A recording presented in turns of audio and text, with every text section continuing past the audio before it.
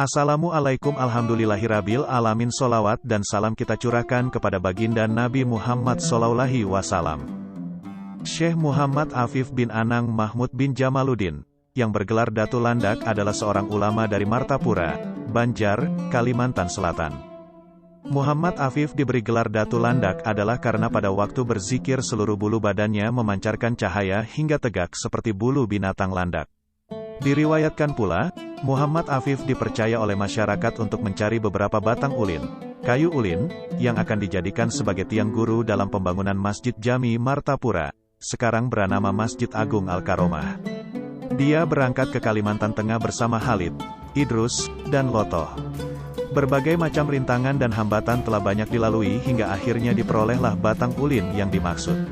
Karena keramat yang diberikan Allah padanya, kayu ulin yang besar itu hanya dicabut dan ditarik dengan tangan saja. Kayu ulin kemudian dihanyutkan di Sungai Barito. Pada tanggal 10 Rajab 1315 H, tanggal 5 Desember tahun 1897, dimulailah pemancangan 4 tiang guru dengan kayu ulin tersebut. Saat itu masyarakat kebingungan tentang cara mendirikan kayu besar tersebut. Oleh Muhammad Afif, ia menepuk tanah beberapa kali. Seketika kayu ulin besar itu semuanya tegak berdiri dengan sendirinya dengan izin Allah. Hingga sekarang, seiring perkembangan zaman, bentuk struktur Masjid Al-Karomah telah mengalami perubahan menjadi masjid modern. Tetapi tiang guru yang menjadi cikal bakal pendirian masjid tersebut tetap dipertahankan sebagai warisan dari Muhammad Afif Datu Landak. Muhammad Afif adalah cicit dari ulama besar Kalimantan Syekh Muhammad Arsyad bin Abdullah Al-Banjari dengan silsilah Muhammad Afif bin Sari binti Khalifah Zainuddin bin Syekh Muhammad Arsyad Al-Banjari.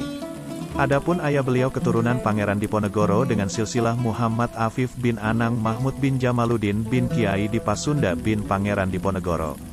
Ia adalah ayah dari Syekh Abdurrahman Siddiq Al-Banjari. Ia lahir di kampung Dalam Pagar, Martapura, Banjar.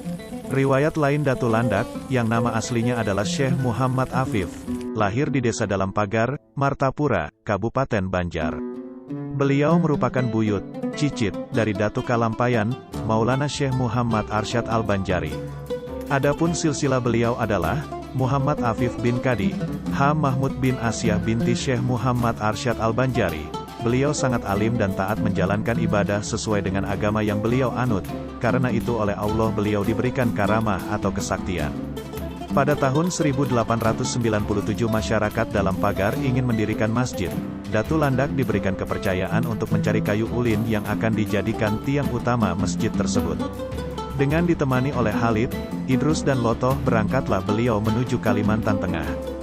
Dalam perjalanan yang memakan waktu berbulan-berbulan lamanya itu, beliau sering menemui gangguan dari suku Dayak. Terkadang menjadi bentrokan fisik antara Datu Landak dengan penduduk setempat. Peristiwa yang beliau alami itu, terutama halangan dan rintangan dapat beliau atasi. Berkat kesabaran dan kegigihan beliau, akhirnya kayu ulin atau pohon ulin dapat ditemukan. Pohon tersebut menurut cerita hanya dicabut saja oleh Datu Landak, bukan ditebang seperti biasanya. Kemudian ditarik oleh beliau dengan tangan sendiri menuju ke Sungai Barito. Setelah diikat kayu itu pun dihanyutkan di sungai tersebut. Konon bekas geseran pohon yang beliau tarik atau seret itu menjadi sungai kecil yang mengeluarkan intan yang banyak sekali. Oleh beliau intan-intan itu dikumpulkan dan ditanam kembali ke dalam tanah. Di sekelilingnya beliau pagar dengan rumput bamban.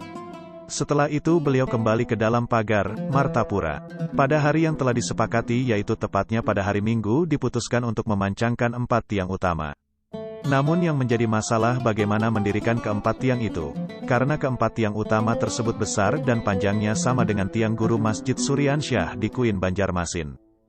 Karena ketika itu belum ada alat pengangkat canggih seperti sekarang ini. Tidak usah bingung, saya yang akan mengangkatnya, kata Datu Landak. Semua yang hadir jadi terdiam, ingin tahu apa yang akan diperbuat Datu Landak. Puk, beliau menepukkan tangan ke tanah dan keempat tiang utama kayu ulin itu serentak tegak berdiri dengan sendirinya sesuai dengan yang diinginkan. Menyaksikan kesaktian beliau itu orang-orang yang hadir pada saat itu serentak mengucapkan, Allahu Akbar.